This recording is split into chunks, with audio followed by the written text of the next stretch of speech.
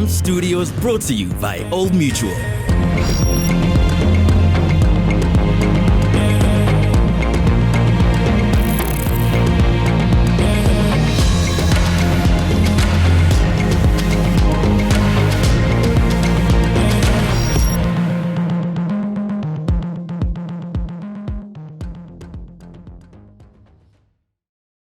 Good afternoon, everyone. Welcome to Music Exchange 2020, the 10th anniversary of Music Exchange. And in a week that's seen us talking to and engaging with some of the biggest and most innovative thinkers in the entertainment economy space, it's been a rare privilege and honor to chat to the likes of Rachel Z and a great number of speakers, including Arthur and Charles Goldstadt. And one of our key speakers today is none other than Christian Wright, a bit of a veteran. Hey, Christian, you've walked the long road with Music Exchange over the last 10 years. So thank you for committing to us today and being a part of what is a 10th anniversary celebration of informing and empowering and growing not only the South African entertainment economy, but the global one. And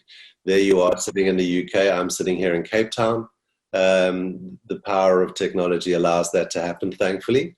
And so welcome to Music Exchange 2020. And as I said, looking forward to talking through some key aspects of not only your mixing and mastering reality, but just the global economy that you engage with on a daily basis. So thank you.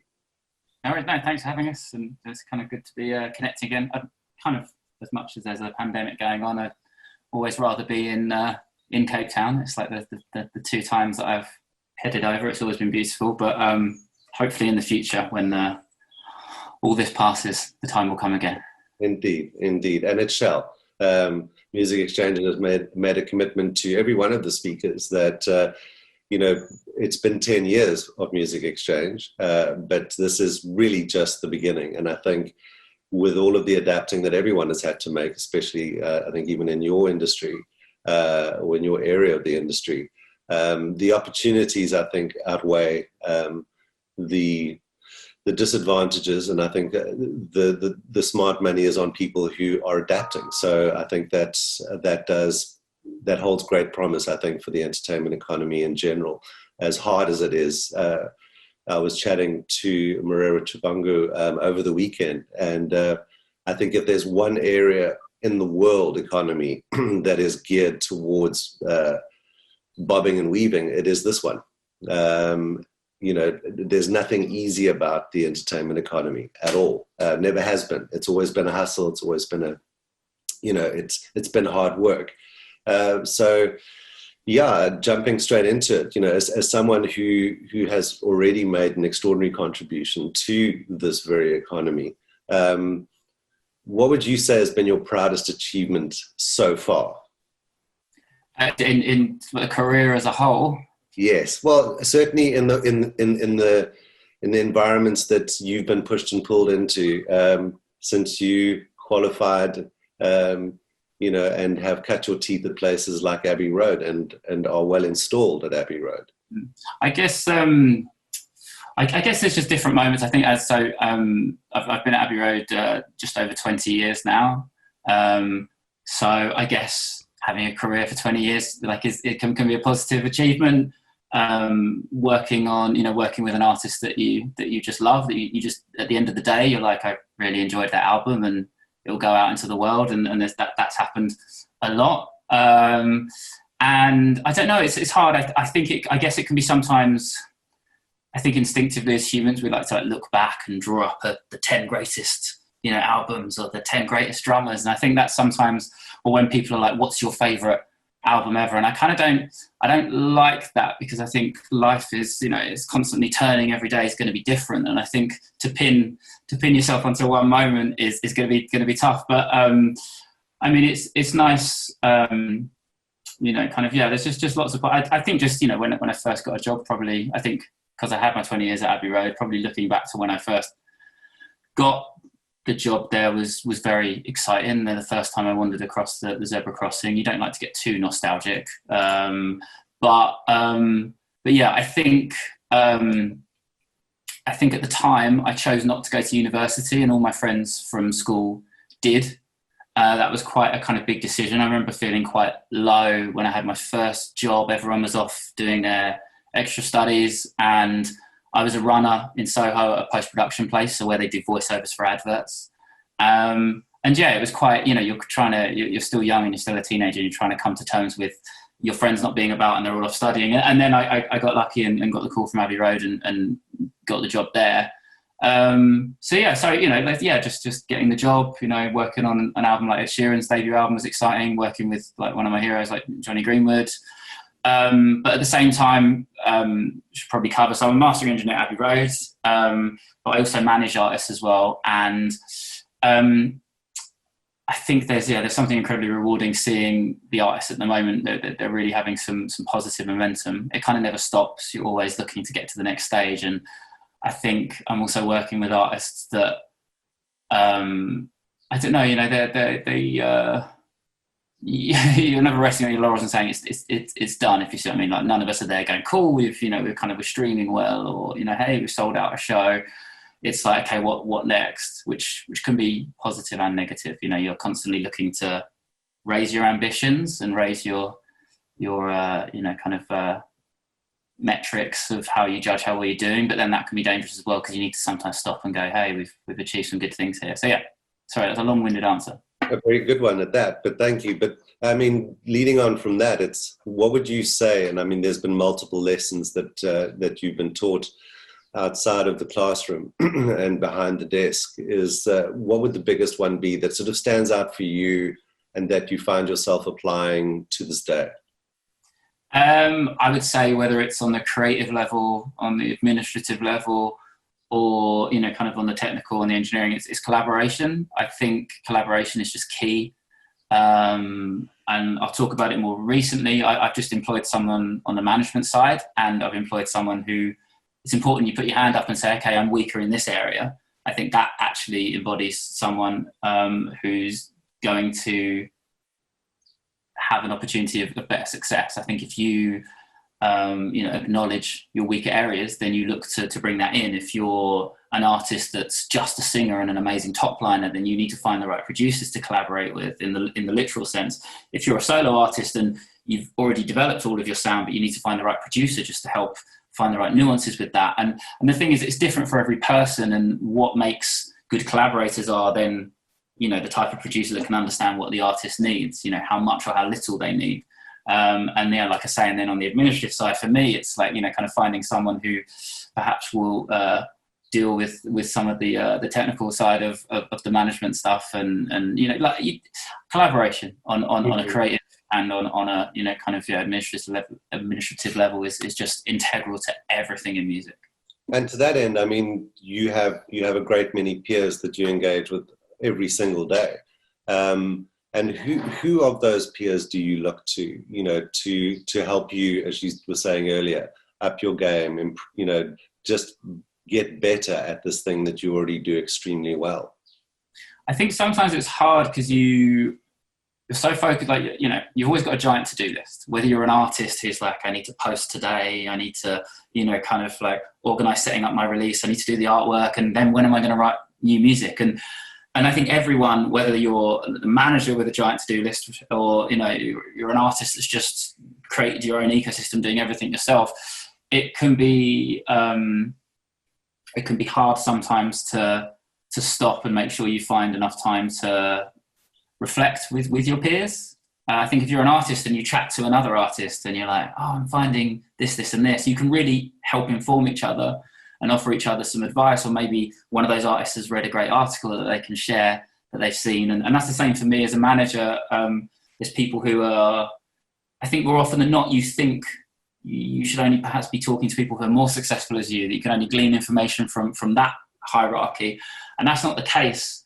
I think just connecting with everyone, and perhaps for me as well, if I can give my time to someone who's building and learning themselves, they might begin to completely supersede me and be doing like a lot better, and it'll all come back round. And I think I'm definitely a believer in it's a relationships business. So, you know, be kind, be positive, be as generous as you can with your time. I understand also you can't just connect with everyone and help them, but if you do that, information feeds back to you, collaborative conversations and information starts to help you. So I guess it's coming back to that. Yeah, just connecting with your peers at whatever stage they're sometimes at can be incredibly helpful to feed information back, because things are changing all the time as well. Yeah. You know, it's like, you know, yeah, like if someone said 4 years ago, yeah, we'll have an app like TikTok where you'll pay a bunch of teenagers who live in a house in North London to do a dance for you, and that could break your record. You'd just be like, what? Yeah, and so it's you know, it's forever evolving, and it's not going to stop.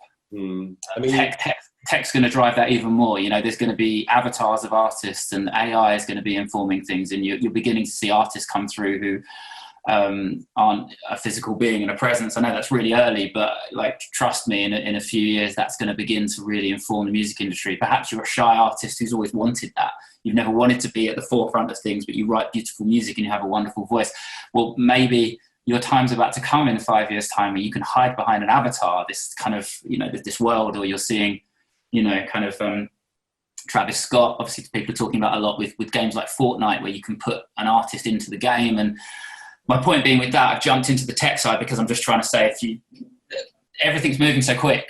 Yes. I'm not very good on a tech level, but, you know, I get to connect with the Abbey Road Red team, which is like a music tech incubator, in simple terms, a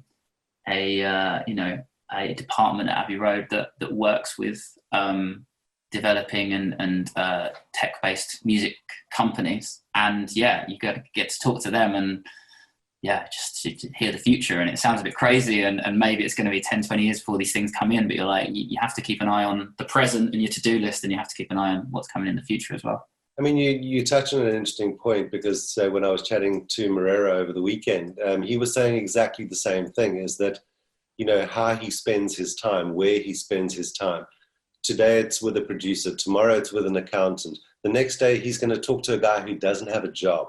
But each of these people, each of these little ecosystems feed his creativity. You've spoken about Abbey Road Red and that component. It's not your area of expertise, but you have a curiosity, an ongoing curiosity, and an interest in things that, yes, you're not going to actively inform, but they are going to help inform what you do, how you work in your field, considering the fact that, as you say, that landscape is changing so fast. It's important that you have an overall understanding and empathy for all of those aspects.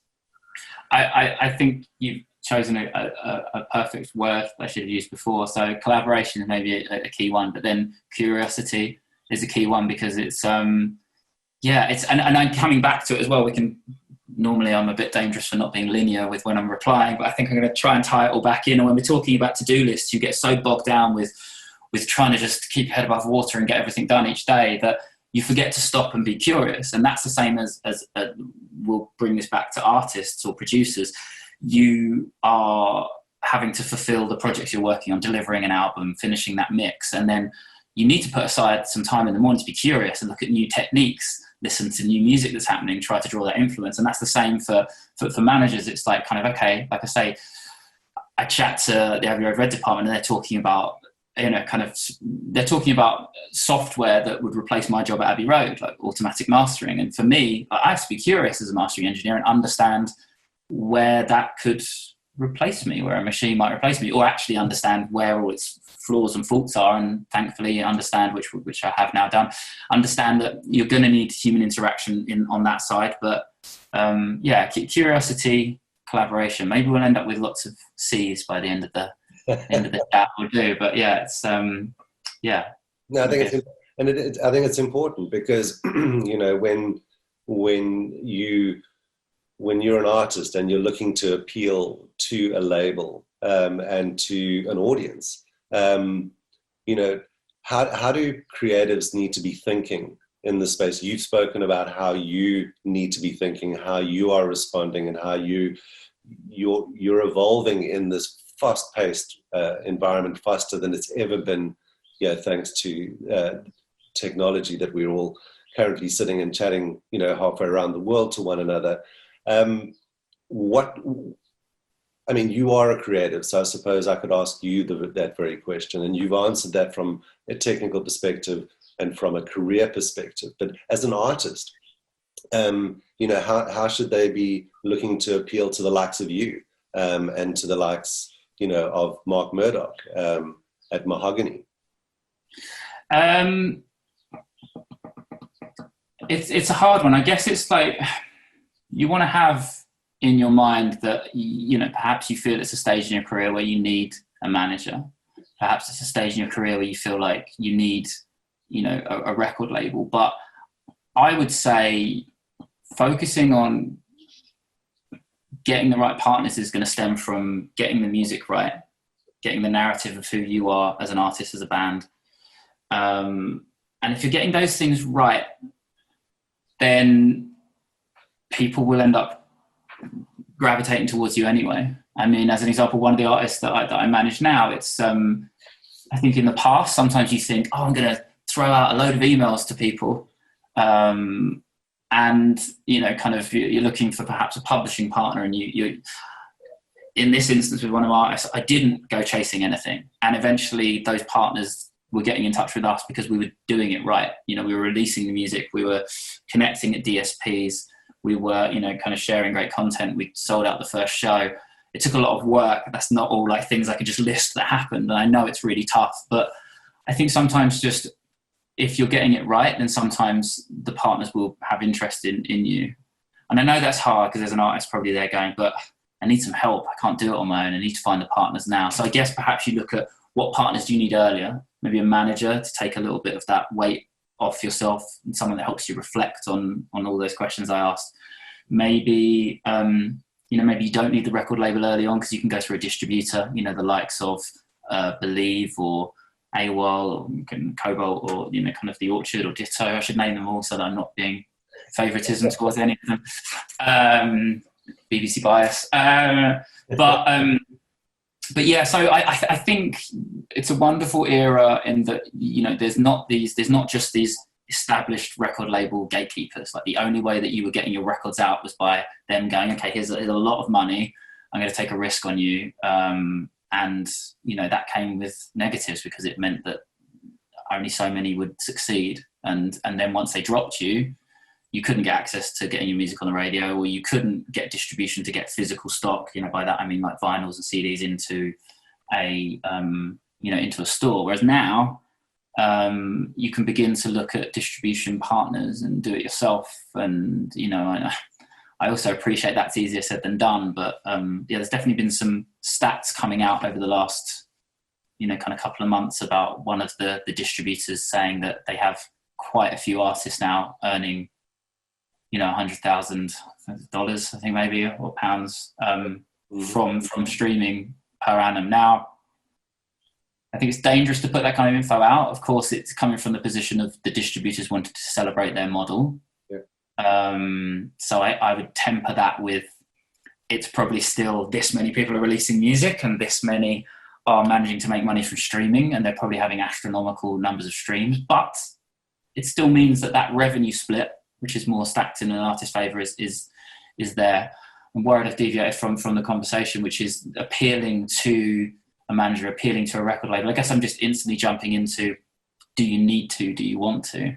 Well, why don't you give us an example of some of the artists and bands that you've worked with? I mean, Model Man is one, Roro is another one, Rayana another. So maybe take one of those three and talk us through when you connected with them and how all of those parts came together to make something as successful as these three have been.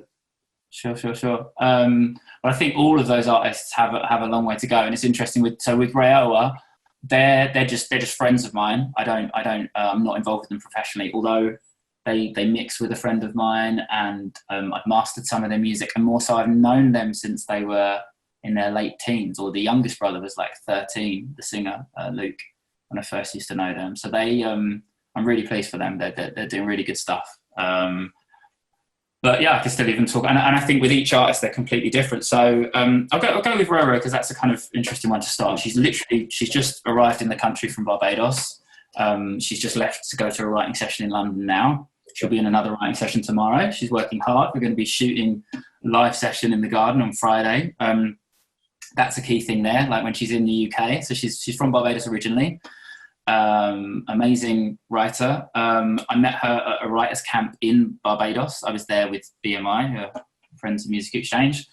And yeah, it's been a bit of a long road, and one that hasn't been simple either. It's been some real bumps in the road over the last year, but things have really come together with the EP finally dropping in the last month. She's been getting a lot of play on Radio 1 over the last few weeks. And so over here, BBC Radio 1's the kind of, core audience of the 16 to 30 kind of demographic. And it's just a key one for Roro to hit. And it's been picking up some champions as we go. But how are we looking at this? Me working with Roro. So she'd never left Barbados before. She came to the UK. She was, I can talk about all this because she talks about it recently on a podcast with somebody called Edith Bowman. So this is all information she's happy to have out there. So if she's talking about it, I can talk about it too. So she was coming to audition for X Factor, and her family had actually saved money for her to leave the island for the first time to come and do that. And she went to the first audition, and I talked her out of going back. I said, I think you're better, and it's quite a disposable setup, the X Factor setup. It's very much kind of it happens in an explosive TV kind of moment, and then you're forgotten. And also, I just feel like she had more depth as a writer. So she trusted me, and we've had the support of them signing to Mahogany Recordings. So that's the record label, Mark Murdoch's CEO of. And the model we've done. This is the model. Okay, let's talk about releasing music, and Model Man, Roro, and everyone else who's on Mahogany, including Rayo, have followed this model. So people like to make albums, and the way we've done music here is we've put out EPs. So Model Man are on their third EP currently. So you release a track, focus track to DSPs. It hopefully hits playlists. You have a campaign for the other things like online PR and radio. And then you move on to the next track, and you have another focus track. And again, you're trying to hit playlists. And then once you've released those 3 tracks, the 4th track completes the EP. And the key reason for doing that in this era is you're trying, it's a song-based setup at DSPs. So DSPs are Apple, Spotify, Deezer. Again, if I missed anyone, Amazon now, YouTube. Again, trying to have a fair play and giving everyone their coverage. I don't want to cut anyone out and then I'm not give coverage to my artists. They're all as each other. Yeah. I believe Apple's has a bigger market share for South Africa, do they? And I think so. I'd say actually, because Apple's probably is the most established. Spotify is probably the youngest, and then there's a number of local iterations of that. Excuse me, the likes of obviously. There's a couple. There's Turn Up Music. Obviously, Deezer's here as well. So we're plugging into the DSPs that the UK is and the rest of the world is. So there's no excuse to not be in those spaces. Yeah. Yeah, it just feels, given the accessibility to 3G, 4G in South Africa, it feels like it's just been. It feels compared to the established DSP market of the UK or Europe and different places of the world, South Africa feels like it's got a little way to go to bring DSPs to a maturer level. But by mature, I just mean in terms of volume of streams, and you want everyone in South Africa to have that accessibility. It's a free service, so if you've got Wi-Fi and we don't want to kind of get political with that, but I would love to just see everyone should have, for me as a humanitarian level, everyone should have access to the internet, to 3G, but hopefully that will come anyway. And when that comes, hopefully then everyone will be able to have access to free music, and as well as that, then those that can afford it can have access to premium and make sure the artists get paid. Sorry, I've dived into a really complex thing. I'm going to push over there. So the key thing with the release structures of those artists has been track by track by track. having a focus on that song, trying to create some visual content for it, trying to grow an audience. And it comes with different challenges. I mean, I'll be honest as well, like kind of the artists I look after, they don't all wake up in the morning and think, I can't wait to post on Instagram. You know, they don't want to sit in front of a camera like this and go, hey world, I'm releasing something today. And I think the hardest thing sometimes as well as a manager for that is working to the artist's strengths, and also making sure that you don't, you know, kind of stop short of growing an audience. So by that I'm saying is, while these artists are uncomfortable with certain processes and parts of like audience growth on social media, you have to do what they're comfortable with. But then you also have to make sure that when it comes to trying to sell a ticket to a gig, that the audience has continued to gather momentum and grow. So it's been a real challenge with Roro and with Model Man to find their comfort zone and do what they want to do, and then continue to make sure that we're growing an audience, because both those artists have done, more so Model Man, have done really well at DSPs. They stream incredibly well. I think had like, you know, kind of like, I don't know, somewhere closer to like 15 million streams. Editors at DSPs really like them, obviously, and then streaming them, and there probably is a global audience out there, but we don't know because we've never played any more than one show in the UK, and then lockdown came. Yeah. Hopefully they're still all out there. We've just put tickets on sale for a show next year. So anyone in the UK that's listening, you can go and purchase the ticket. But kind of what was the point I was trying to make with that? No, I think it actually does bring it back quite nicely to what you were saying earlier, is that, you know, play to your strengths. Yes. And yes, there's certain aspects of this that are not particularly fun for you to do. I mean, it's the same with you. There's certain aspects of what you do that you love doing more than others. Yeah. But where you can, and you can partner and you can collaborate, let those people in, and let those people who share your vision and your drive support you in that way. But I think the big takeout, I think, for anyone in this space, and it includes the likes of me from a media and a journalistic perspective, is to understand this ecosystem, understand how the pieces are shifting, not necessarily build the wall or lay the foundation, but understand how it's done, so that it helps drive and have you understand where your sweet spot is, and how you can actually get the best out of that. And maybe I should talk about why I was drawn to these artists, and then perhaps that will help people. And I think actually what you're saying about, I think if you're looking to partner with other people, and by that I mean record labels or even distributors and whatnot, they want to see that you know who you are. Sometimes you want to find like a rough diamond, and I would actually say a challenge with someone like Roro is that she's so talented as a writer. She can rap, she can sing this kind of beautiful kind of like reggae vibes. She can kind of do really kind of like soca infused, like kind of Caribbean bars, and she's working with all these amazing people. And her challenge is she's too good at nailing all these different vibes, and she's still working that out. But thankfully she also does have so much character to her lyrics and her narrative that it feels like her still.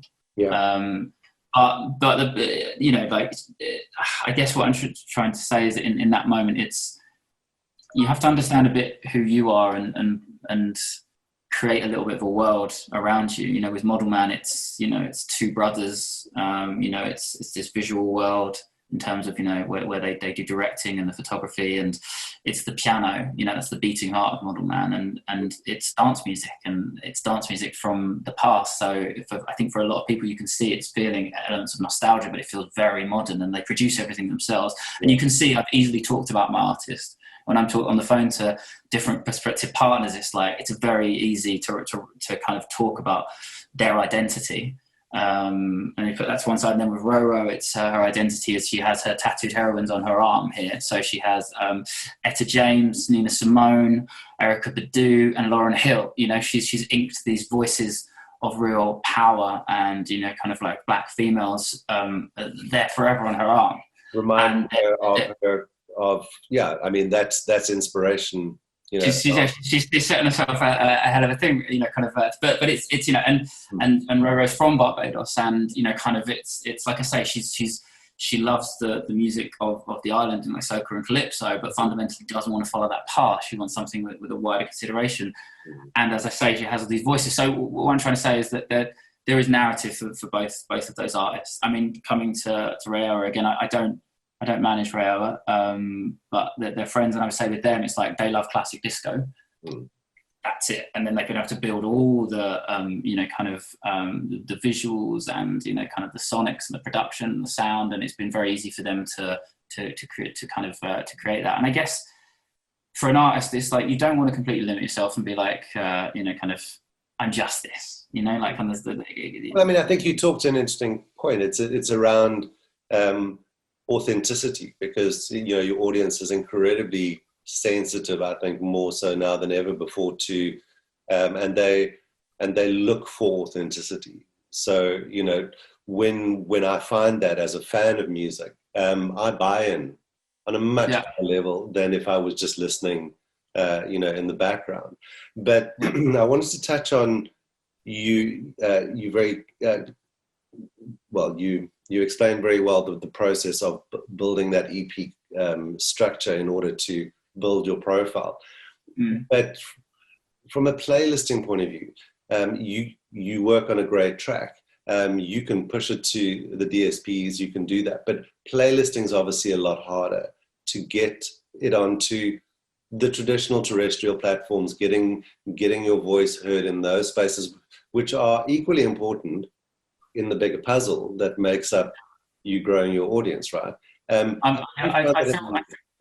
So I kind of feel like I'm going to have some knowledge gaps here, but I guess I'm just going to straight away talk about, I mean, I've stayed connecting with people from Music Exchange, and just people that I've met when I came out there, and I can see it's just, okay, so you can correct me if I'm wrong. It seems like radio, there seems to be a lot of stations in South Africa, and they seem to all have kind of their own charts, and it still seems to be a big focus and a big part of the setup for the music industry in South Africa. But it's kind of, it looks like it's going to be tough until the DSPs perhaps begin to establish themselves more, or until, you know, kind of internet access comes more to South Africa. Because, okay, so because Roro signed to a UK-based label, and because she's written all her music here, and because she's living here when she's here, then she's able to have picked up New Music Friday, which is a key playlist for Spotify, or Apple New Music Daily, which is the key Apple playlist, obviously. It's the Apple there.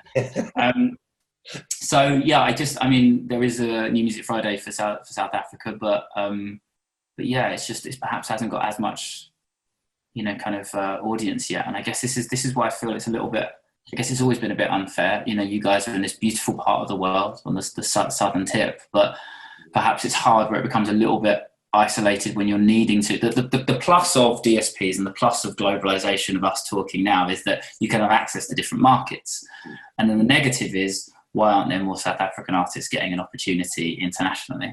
And I'd say that's some of the issues now, is that, you know, perhaps people in positions of power should be making sure that there is internet to help create streams and the growth and expedite that, because it's gonna, you know, like the British economy is helped massively by the arts, and it's such a conversation that goes on at the moment because of, perhaps in COVID times, the live sector and things aren't getting the support that they need. And I don't know, I look across South Africa and I hear lots of amazing music happening there, and I just feel like it would be great if it could get more global, you know, kind of opportunity. Yeah, I mean, you touch on a couple of interesting things where, you know, the importance of terrestrial radio in South Africa is still so important because of the lack of access to you know, the internet and a decent service where that benefit can be had.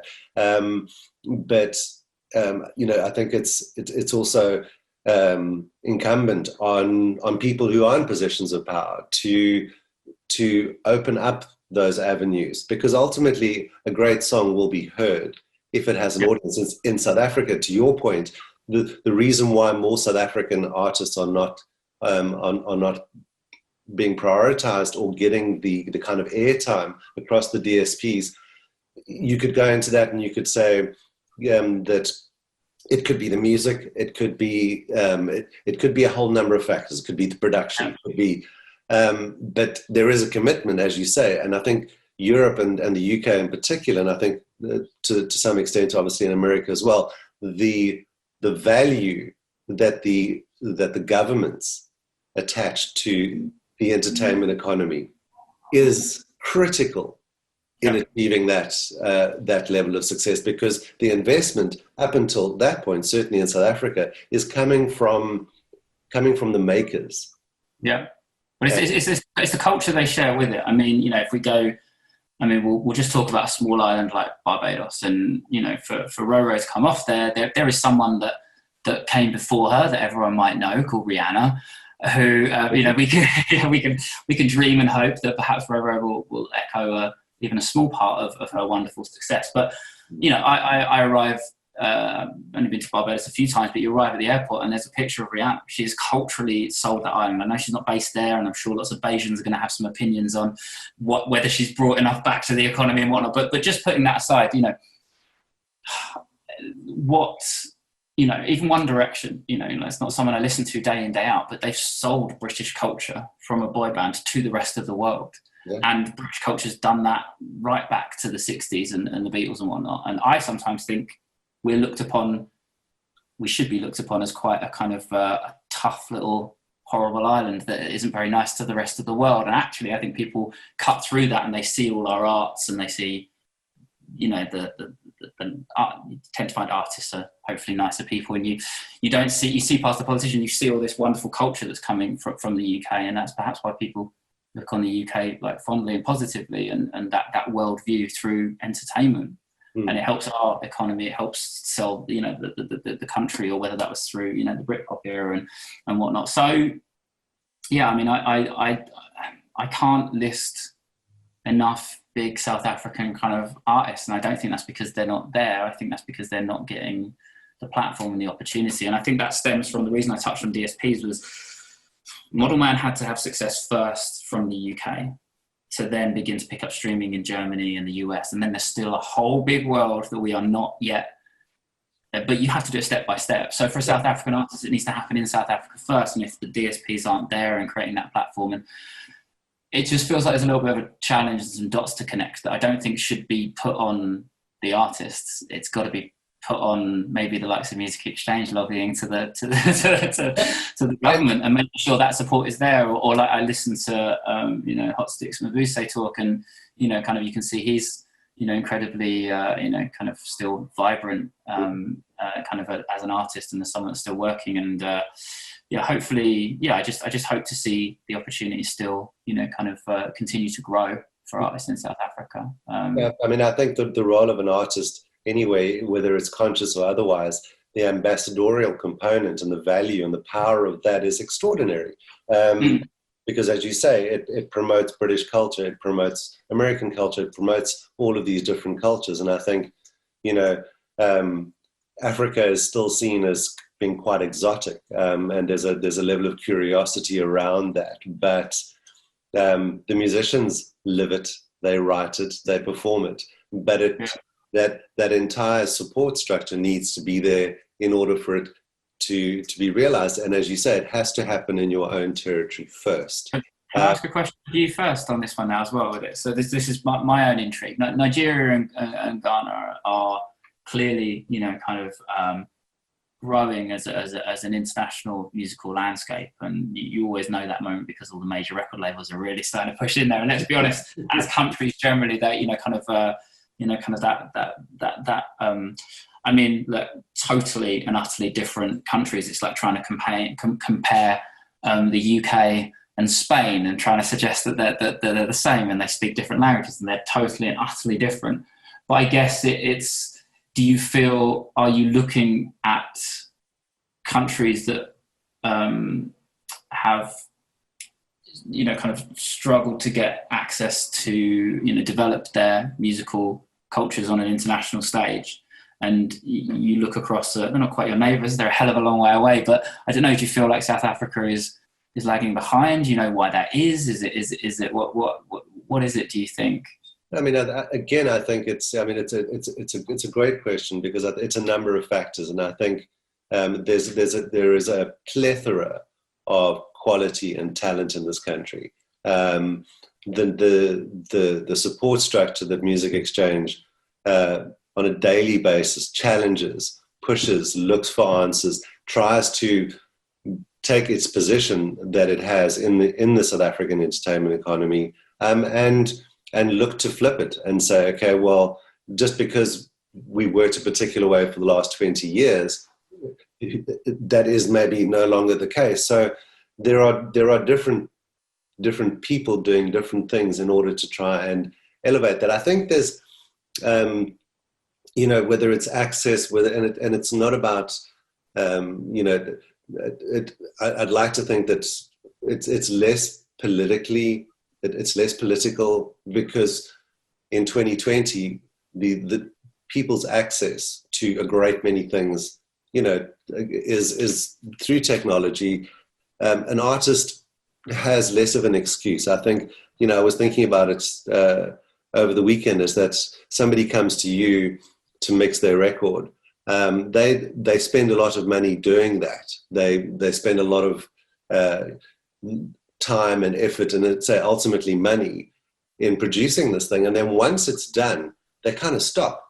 So the biggest. I could tell. That's okay. So for a start as well. So mixing wise, I don't mix professionally. It's just the mastering professionally, but I do pay people to mix for me, and obviously I'm sitting in front of people's mixes all the time, so I have an insight. So it's a fair comment in that sense. But as a mastering engineer, so if anyone who doesn't know who's listening, so we shouldn't presume everyone knows, mastering is the final part of the production process. It's a large chance to add a bit of EQ and compression and try to bring sonic balance to an album. So you put in each individual track, pass it through some lovely outboard, like changing the bass, middle, treble, but on a posh level, and you hopefully bring cohesion to an album. That is the shortest overview I've given of mastering before. But anyway, if anyone doesn't know, that's it. So in the mastering moment, I see people who are on their second album, who have sold a hell of a lot of copies of the first album.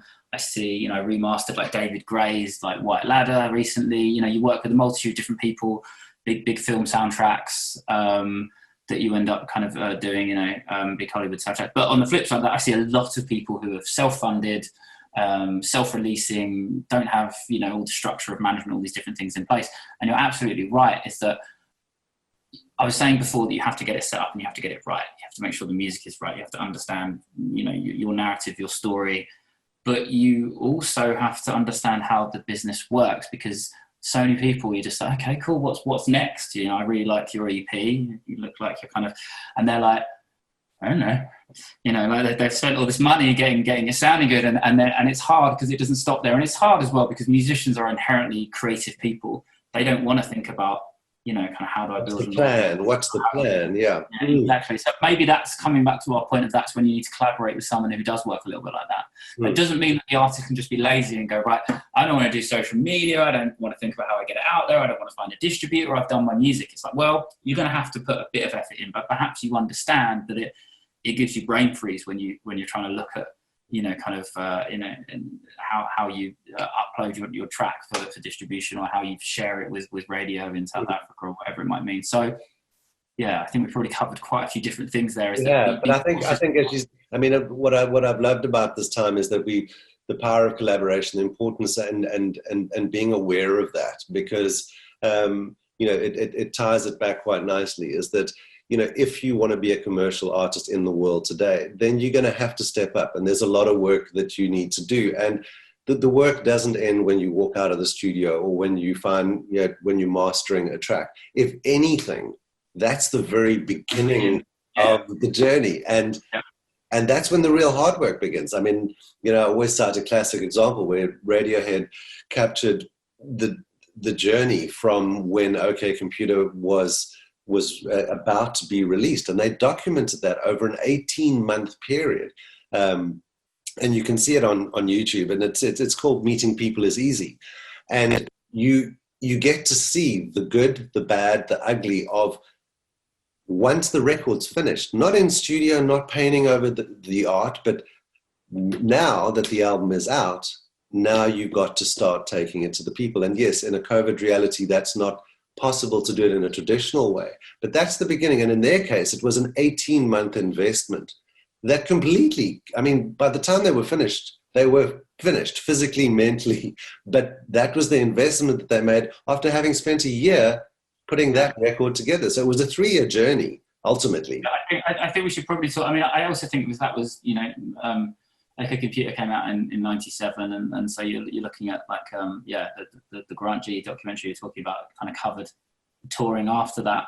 So it was before, I think, conversations were being had about you know, mental health, and Tom York's been pretty open about, you know, you can see it on there, he's struggling with, you know, I guess it's I actually listened to an Ed O'Brien podcast recently with a guy called Adam Buxton, which you can get on Spotify. It's really good. And Ed O'Brien always says, we did have fun on that tour as well. It's just whenever Grant came out for the bits of it, he never caught it. But you can see that Tom York's struggling clearly with mental health issues and the pressures of that. And he's talked quite openly about it. And I would probably just counter, because we've talked so much about all the things that need to get done, that particularly with something like social media, like, okay, so me personally as an engineer at Abbey Road, I use social media just for work. I have a lot of rules for myself. I don't engage in conversations on social media. I don't get in political discourse or debate. That's just my choice, because I feel that's a dangerous thing on the platform of social media. I prefer it in person. I'm very driven kind of with strong ideologies and conversation that I want to have with people about politics, but I don't do that online. Anyway,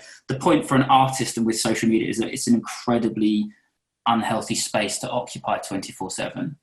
And I would just say that whilst we've been really trying to push making sure that you get all that right and that you're sharing your vision, there's a few things I'd like to share for considerations for artists. Perhaps consider that you don't just want to put all of yourself on your artist profile, you know, perhaps put on a little bit of people like to say keeping it real. I don't think that's always right for most people, because if you give up all of your personal life onto your artist profile, you've got nothing left for yourself. And then when does it turn off? And then the other thing is, make sure you are turning it off. Make sure perhaps when you're because I haven't grown up as a teenager in a kind of social media age, but I get the anxiety of, it was already tough enough when you were at school trying to work out what's happening with the world and all the things you were coping with, and popularity and the tribalism of throw into that, you're already dealing with that. And then you're an artist looking at your likes and going, why hasn't that got as many likes? And why is no one listening? And you spent all this time working on your music. And how do I, you know, I'm just trying to say, I just counter the things we haven't talked about, which is just like, don't spend forever on social media. Don't try and beat the algorithms. It's really hard to do so.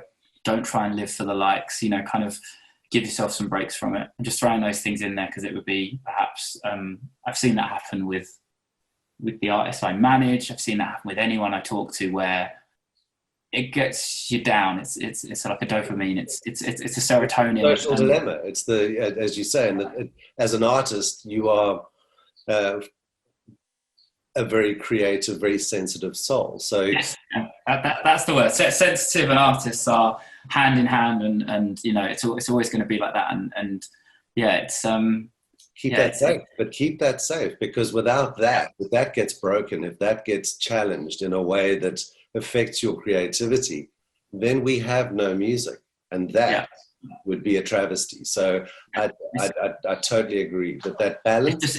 It's fun. It's like, I think most artists are vulnerable, and often than not, it's what people want to tap into. They're kind of connecting with your vulnerability sometimes, and you're sharing that, and that's an incredibly brave thing to do. And then that comes along with this era now where you don't switch it off. And I just think just be cautious over how you choose. But sometimes perhaps before, if you're at the early stages, or even if you're at a later stage now, perhaps sit down and write down the pros and cons of what it's going to mean to connect with an audience on social media, and perhaps give yourself some rules of what you will and won't do.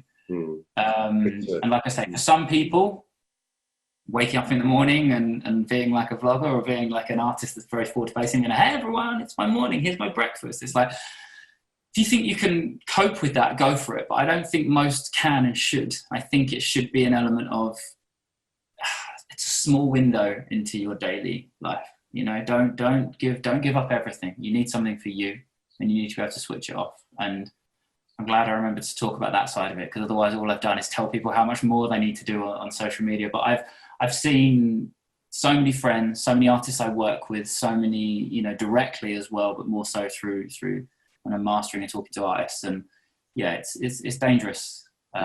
Social media. It's there to make giant tech companies money. It's there to be addictive, and it's just as dangerous as getting addicted to other types of drugs. So just be careful and try and look after yourself as an artist, because you're very likely you're going to be more vulnerable than a lot of other people out there.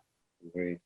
Christian, I could talk to you all day, but I'm not going to do that, because you have places to be and things to master and be brilliant at. So thank you so much from Music Exchange for making us the time to talk to us today. We will invite you back, not only in person to Music Exchange. We anticipate doing more of these sessions in certainly through the remainder of the year into next year, because this is a critical platform where this kind of conversation can be had and needs to be had. So thanks. Maybe next time we could do a little feedback with some artists. We can kind of listen through to a track and talk about that. So I'm always end up throwing lots of questions back your way, but is that talk over your shoulder on the wall? Yes, it is. Okay, and because the light's shining, so I couldn't see it, but it's not Spirit of Eden, is it? It's the one before, The Color of Spring. Yeah, that was a gift from the founder of Music Exchange, Martin Myers. He gifted. Oh, Martin, I've never talked to Martin about Talk, but one last thing. So I'm in Chelmsford, which is it's now a city, but it's quite sleepy compared to London. We're 30 minutes in, and the choir on Spirit of Eden was recorded in Chelmsford Cathedral. It's like one of the main cool things that's ever happened in Chelmsford. Not much else is cool that's happened here. Claim it. It's yours to claim. No, I adore Talk, and obviously Mark Hollis kind of left us this year, wasn't it? Was it almost this year? So yeah, last year. The last year now. Wow, it passed from there, but. I'm getting a window into your music taste. I can see your REM CD as well facing up. But anyway. Thank you very much, sir. And as I say, it's been an extraordinary privilege and pleasure as always. And thank you for your ongoing commitment to Music Exchange, because without the likes of you, we certainly wouldn't be as empowered as we are. So thank you. No, that's cool. Just keep doing what you guys are doing. I think you guys are always, you know, kind of positive and well-intentioned support for people. So, yeah, hopefully, you know, South Africa will have a bigger music economy than the UK in 20, 30 years. And it'll be all you guys giving the support that'll have done that. Music has changed. How it makes us feel never will. The time is now to visit ampstudios.co.za.